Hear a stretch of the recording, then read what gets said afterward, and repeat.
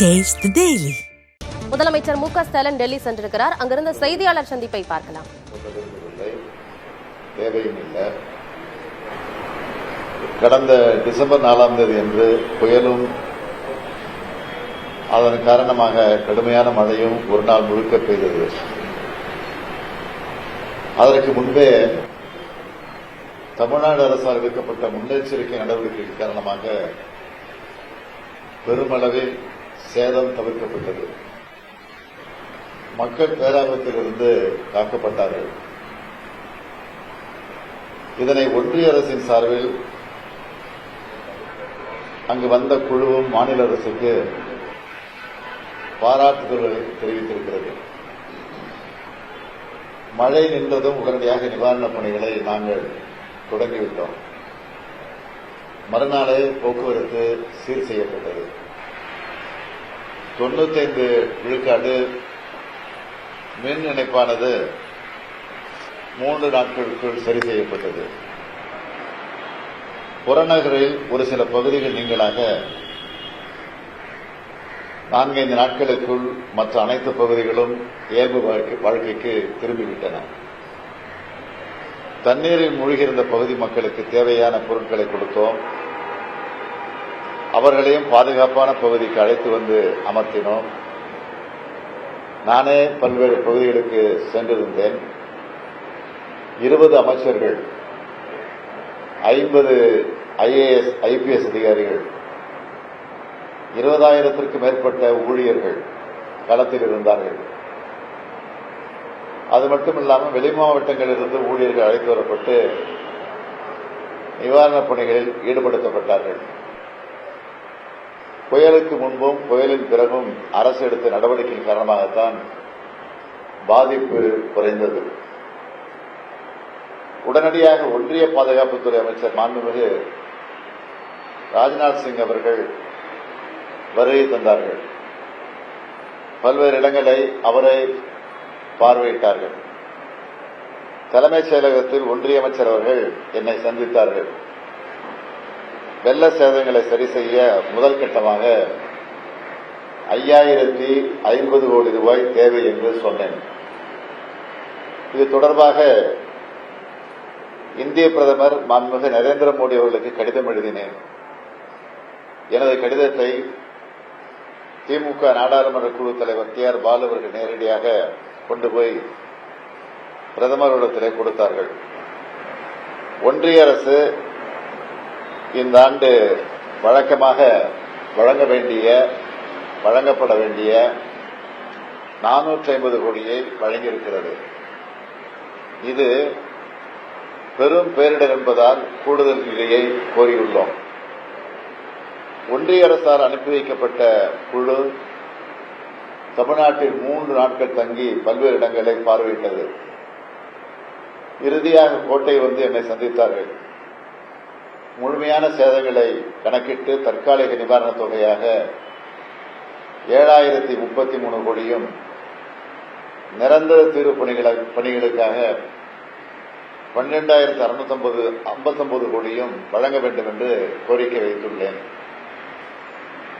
ஒன்றிய அரசு நிதி வரட்டும் என்று காத்திருக்காமல் சென்னை, திருவள்ளூர், காஞ்சிபுரம், செங்கல்பட்டு மாவட்ட மக்களுக்கான இழப்பீட்டை உடனடியாக அரசு அறிவித்தது.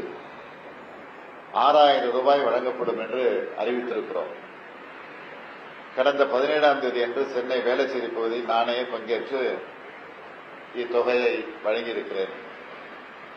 மக்களுக்கு இழப்பீட்டு தொகை வழங்கப்பட்டு வருகிறது. ஒன்றிய அரசு நிதியை முழுமையாக பெற்றால்தான் முழுமையான நிவாரணப் பணிகளை செய்ய முடியும். எனவே பிரதமர்கள் நேரடியாக சென்று சந்தித்து கோரிக்கை வைக்கலாம் என்று யோசித்துக் கொண்டிருந்த நிலையில் கடந்த 17, 18ஆம் தேதிகளில் தமிழ்நாட்டின் தென் மாவட்டங்களான நெல்லை, கன்னியாகுமரி, தூத்துக்குடி, தென்காசி ஆகிய மாவட்டங்களில் கடுமையான மழை பெய்தது. இதன் காரணமாக திருநெல்வேலி மற்றும் தூத்துக்குடி மாவட்டங்கள் கடும் பாதிப்பை சந்தித்துள்ளன. கடுமையான மழைப்பொழிவு 17 மற்றும் 18 தேதிகளில் ஏற்படும் என்பதை சென்னை வானிலை ஆராய்ச்சி மையம் 17ஆம் தேதி அளித்தது.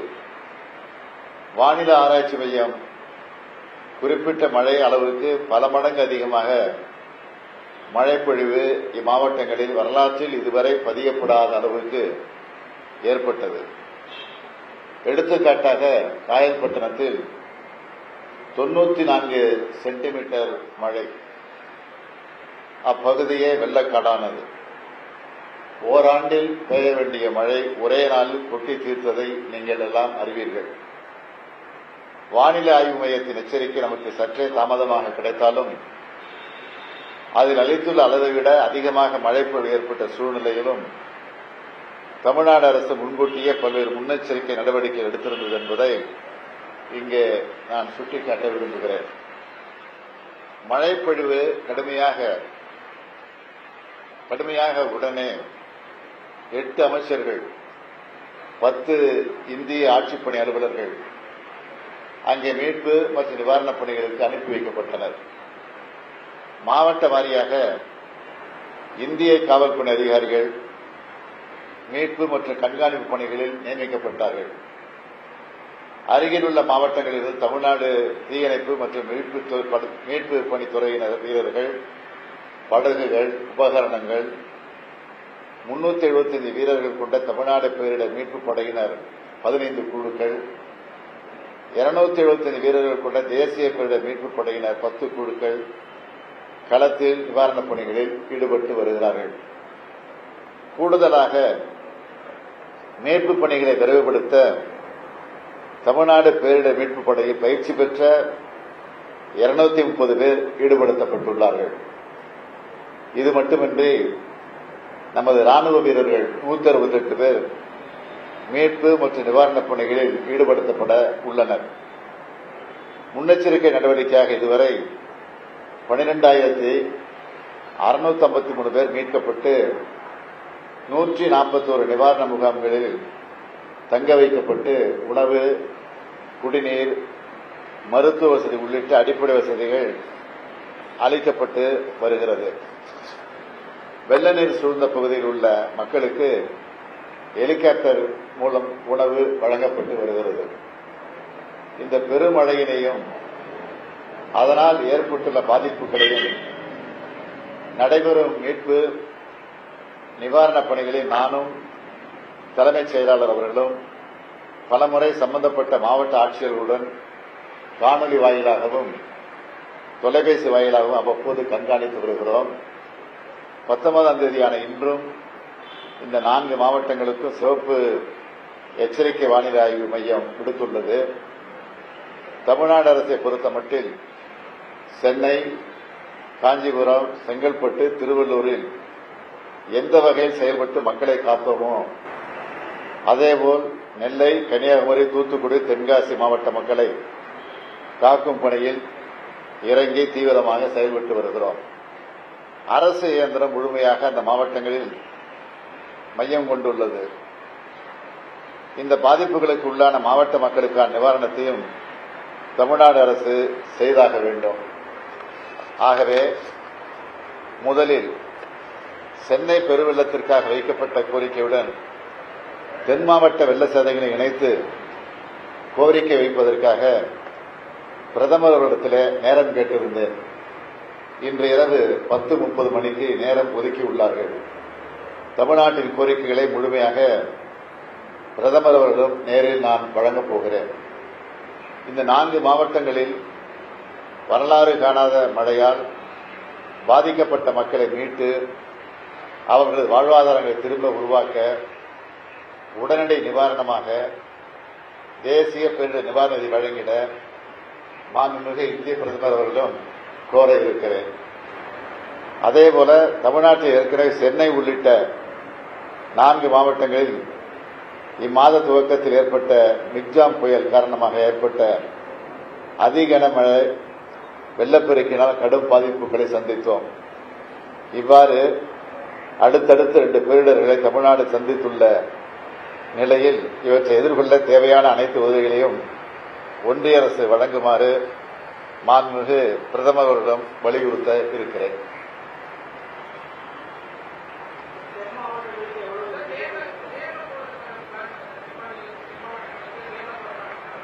இன்று இரவு பிரதமர் நேரம் கொடுத்துருக்கிறதுனால இன்னைக்கு இரவு பிரதமரை பார்த்துட்டு நிலவரத்தெல்லாம் சொல்லிட்டு மெமரண்டம் கொடுத்துட்டு நாளை காலையில் நேரடியாக நான் தூத்துக்குடிக்கு போகிறேன், திருநெல்வேலிக்கு போகிறேன்.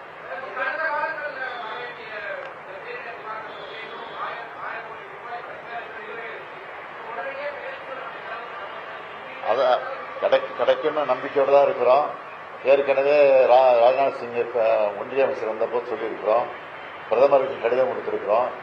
இன்னைக்கு பிரதமரிடத்தில் அதை வலியுறுத்துவோம்.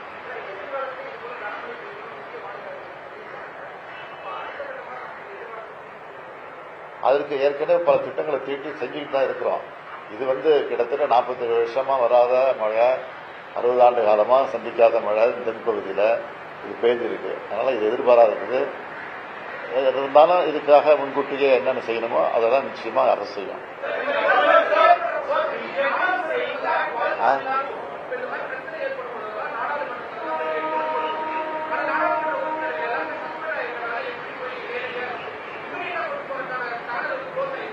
அது உங்களுக்கு புரிஞ்சா சரி, நீங்க புரிஞ்சுட்டு அதை சொல்லுங்க.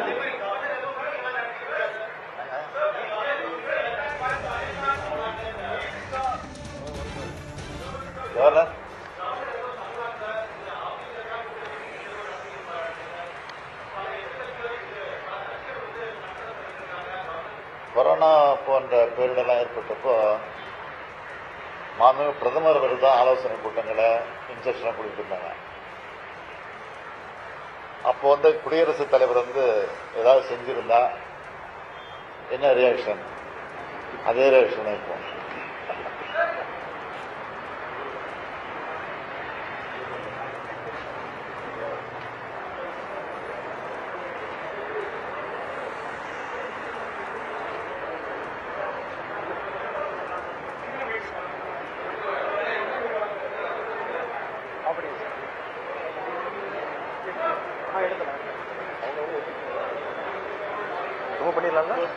इस समय भाई साहब तमिलनाडु भवन में है, बस निकल रहे हैं।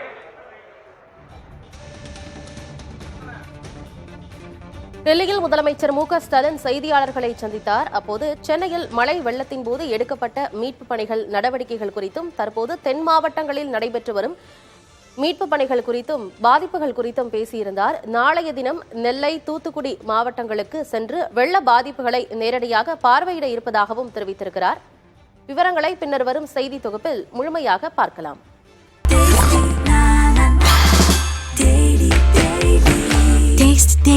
Taste the Daily.